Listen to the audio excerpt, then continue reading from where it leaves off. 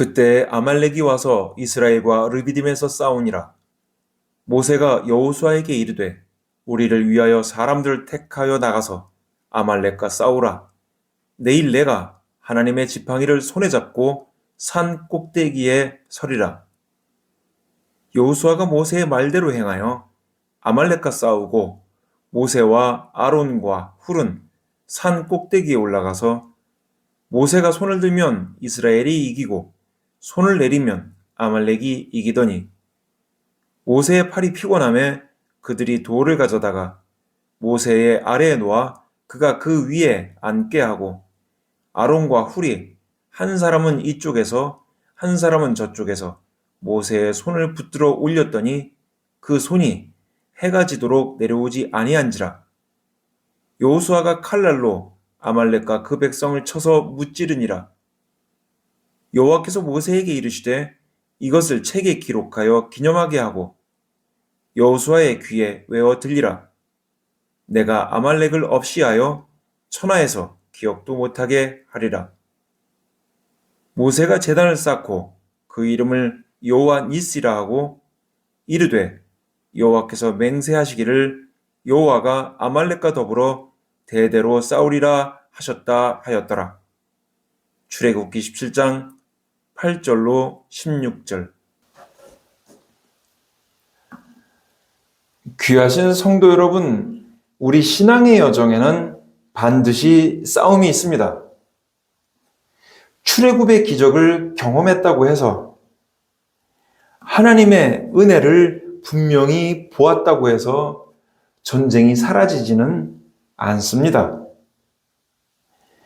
이스라엘 백성들이 광야길을 걸어가던 중 도착한 곳은 르비딤이었습니다. 그곳은 더 이상 도망치는 자리가 아니라 잠시 숨을 고르고 안식을 기대할 수 있는 장소였습니다. 그러나 바로 그 자리에서 그들은 광야 여정 가운데 처음으로 맞닥뜨리는 적군인 아말렉의 기습을 받게 됩니다. 아말렉의 공격은 정직하지 않았습니다. 그들은 정면으로 맞서 싸우는 군대가 아니었습니다. 신명기 25장은 아말렉이 이스라엘의 뒤에 처진 자들, 피곤하고 지쳐있던 자들을 공격했다고 증언합니다. 은혜의 여정 한가운데서 가장 방심한 순간, 그 순간을 파고든 비열한 공격이었습니다. 귀하신 성도 여러분, 영적 위기는 실패의 자리에서만 찾아오지는 않습니다. 오히려 은혜를 경험한 뒤에 이제는 너무 좋다, 살만하다라고 느끼며 긴장이 풀릴 때 찾아옵니다. 문제가 해결된 후 기도가 응답된 직후가 영적으로 가장 경계해야 할 시간입니다. 우리의 인생에도 예고 없이 찾아오는 아말렉이 있습니다. 질병이나 경제적인 위기, 어떤 관계의 균열, 또 영적인 침체, 바로 그것들입니다. 이 싸움은 준비되지 않는 순간에 가장 연약한 틈을 타서 시작됩니다. 그래서 성경은 우리에게 끊임없이 깨어 있으라고 말씀하시는 것입니다. 전쟁이 시작되자 모세는 매우 독특한 선택을 합니다. 그는 여호수아에게는 사람을 택해서 칼을 들고 전장에 나가 싸우게 합니다. 그러나 자신은 군대를 지휘하는 자리로 내려가지 않고 하나님의 지팡이를 손에 들고 산 꼭대기로 올라갑니다. 전투는 골짜기에서 벌어졌지만 승부는 산 위에서 결정되었습니다.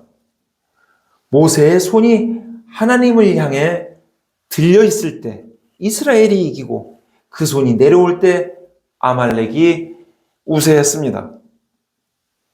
이 장면은 우연한 기적이 아니라 하나님께서 분명히 보여주신 영적 원리입니다. 귀하신 성도 여러분, 전쟁의 결과는 전장의 기술이나 어떤 군사력에 달려있지 않습니다. 승패는 하나님을 향해 들려진 기도의 손에 달려 있습니다. 눈에 보이는 싸움보다 더 중요한 싸움은 하나님 앞에서 벌어지는 기도의 싸움입니다.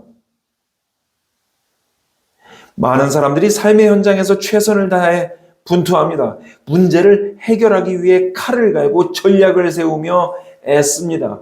그러나 그리스도인의 승리는 현장의 노력 이전에 기도의 산 위에서 이미 결정됩니다. 기도는 단순히 도움을 요청하는 수단이 아닙니다. 기도는 전쟁의 방향과 결과를 좌우할 수 있는 것입니다. 그러므로 오늘 하나님은 우리에게 묻고 계십니다. 여러분은 지금 골짜기에서 칼만 갈고 있습니까? 아니면 기도의 산에 올라 하나님의 지팡이를 높이 들고 있습니까?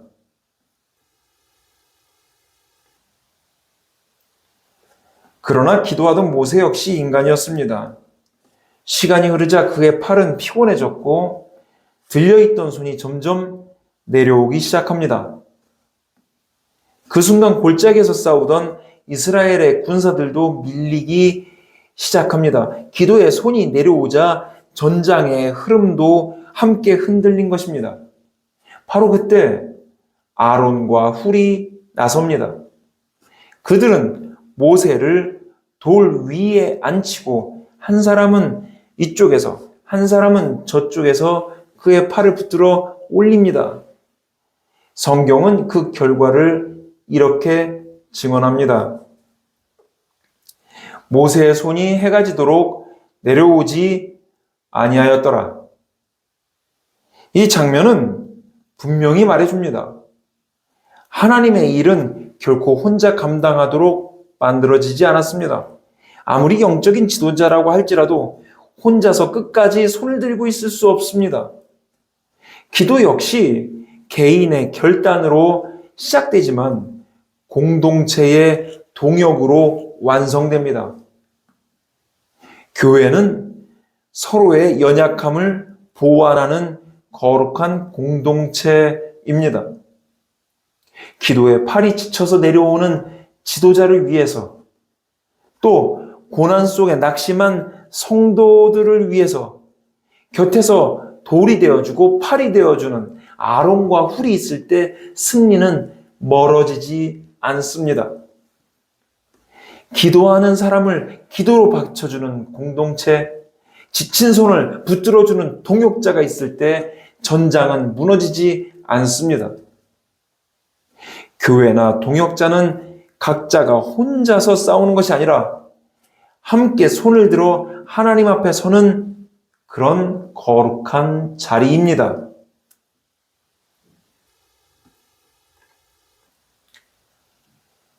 전쟁이 끝난 후 모세는 제단을 쌓고 그 이름을 여호와 니시라고 부릅니다. 여호와는 나의 깃발이시다 라는 고백입니다. 깃발은 단순한 장식이 아닙니다. 깃발은 소속을 드러내고 방향을 선언하며 누구의 지휘 아래 있는가를 분명히 보여주는 표식입니다. 귀하신 성도 여러분, 누구의 깃발 아래 서 있느냐가 전쟁의 성격과 결과를 결정합니다. 이스라엘이 이긴 이유는 그들의 전략이 탁월했기 때문도 아니고 군사력이 강했기 때문도 아닙니다. 그들은 승리의 깃발 되시는 하나님 아래 머물렀기 때문에 이긴 것입니다. 그러나 우리는 종종 착각합니다. 문제가 해결되면 내 판단이 옳았다고 생각하고 위기를 넘기면 내 경험과 능력이 결정적이었다고 여깁니다. 그래서 어느새 하나님의 깃발이 아니다 나의 이름의 깃발을 높이 들고 서려고 할 때가 있습니다. 하지만 모세는 그 모든 오해를 단호히 끊어냅니다. 이 승리는 하나님의 것이다. 하나님께서 아말렉과 대대로 싸우겠다고 선언한 것은 단순한 전쟁 선포가 아닙니다. 그것은 우리가 하나님의 깃발 아래 머물기만 하면 하나님께서 친히 우리의 대장이 되어 대신 싸워주시겠다는 영원한 약속입니다. 싸움의 주체가 우리가 아니라는 분명한 선언입니다. 성도 여러분, 우리의 전쟁이 혈과 육의 싸움이 아닙니다. 우리는 스스로 승리를 만들어내는 사람들이 아니라 대장 되신 예수 그리스도께서 이미 이루신 승리를 믿음으로 취하는 사람들입니다. 그러므로 오늘도 우리의 깃발을 내려놓고 여호와 니시 되신 하나님 아래 우뚝 다시 서야 합니다. 그분이 우리의 깃발 되실 때 전쟁은 끝났고 승리는 이미 보장되어 있습니다. 귀하신 성도 여러분, 오늘 여러분의 삶을 괴롭히고 있는 인생의 아말렉은 무엇입니까? 내 힘으로는 도저히 넘을 수 없을 것 같은 거대한 장벽 위에 낙심하고 계십니까?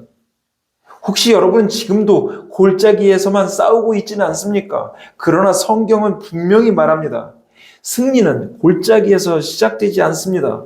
승리는 산 위에서 시작됩니다. 그러므로 오늘 기도에 손을 높이 드십시오. 기도가 멈추면 우리는 밀리게 됩니다. 그러나 하나님을 향해 손을 들 때 싸움의 방향은 바뀝니다. 그리고 혼자 싸우려 하지 마십시오. 믿음의 동역자와 함께 서십시오. 기도의 내용을 숨기지 말고 동역자와 나누며 손을 맞잡으십시오. 서로의 손을 붙들어 줄 때 기도의 자리가 무너지지 않습니다. 우리가 이렇게 손을 들 때 여호와 니시 되신 하나님께서 우리의 삶의 현장 한가운데 반드시 승리의 깃발을 세우실 것입니다.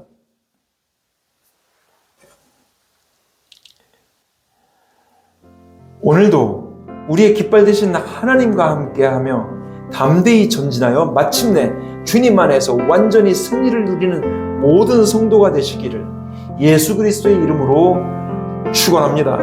아멘.